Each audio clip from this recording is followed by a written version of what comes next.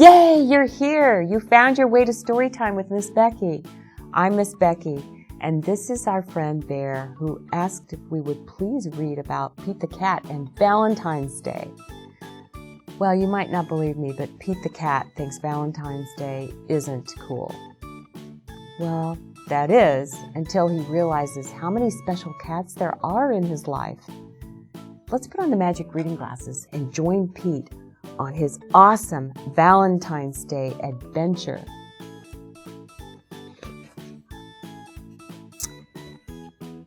Pete the Cat, Valentine's Day is Cool, by Kimberly and James Dean.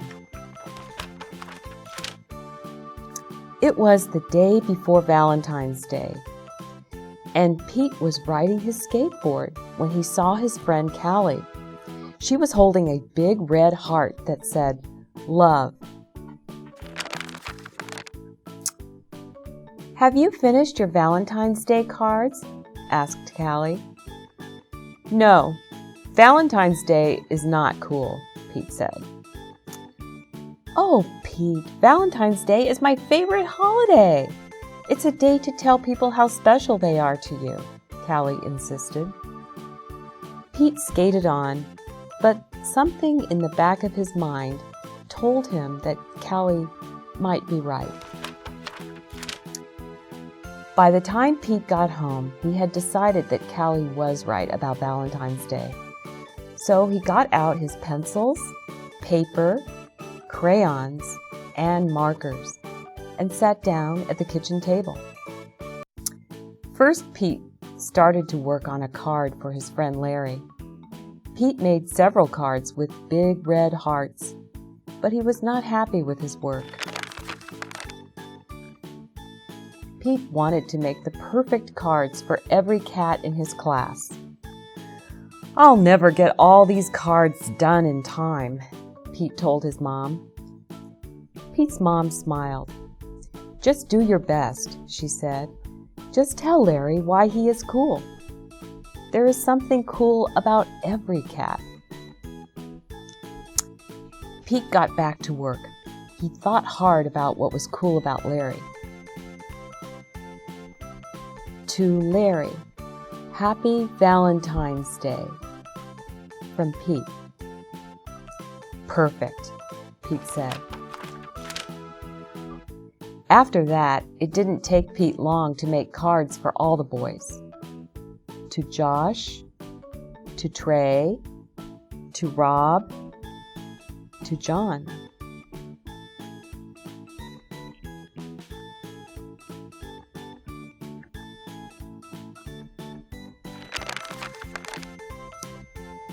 Then Pete made special cards for all the girls and wrote "Love Pete" on each one. And of course, he made the biggest heart-shaped card for his mom. The next day, Pete and Callie waited for the bus together. "I decided you were right. Valentine's Day is cool." "That's awesome," Callie said. "By the way, I am having a Valentine's Day party at my house after school, if you want to come."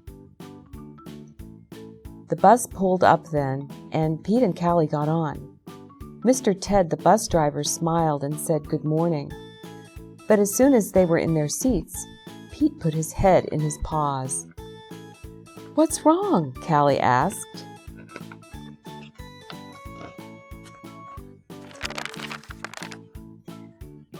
"I forgot to make a card for Mr. Ted," he cried. Then Pete thought, "But I can make him an awesome card before we get to school." Pete pulled out a piece of paper and colored pencils from his backpack. He began to draw. "Happy Valentine's Day! Thanks for picking us up every day for school," Pete and Callie said as they handed Mr. Ted his Valentine. "Thank you," Mr. Ted told them. "You just made my day." "What about Mrs. Gold, the crossing guard?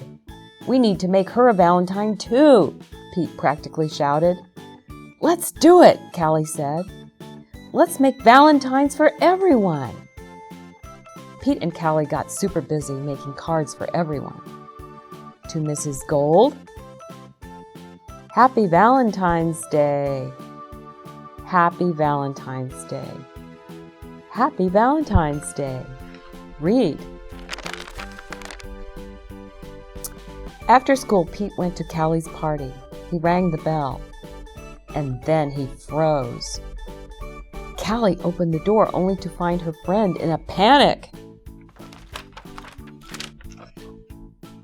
What's wrong, Pete? I forgot something very important, Pete admitted. What? Callie asked. I just realized I forgot to make a card for you, Pete said. That's okay, Pete. Cards are just a way of showing you care. Hanging out with you, that's way better than any card. This is the best Valentine's Day ever. And happy Valentine's Day to you. Love, Pete.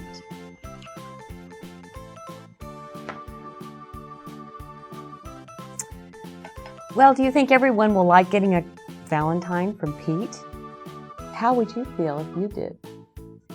Cards can make people feel special, but maybe Callie Cat is right. Hanging out with someone is way better than a card. Bear and I think you're cool, and we like hanging out with you and sharing stories. So happy Valentine's Day from us. Bye for now.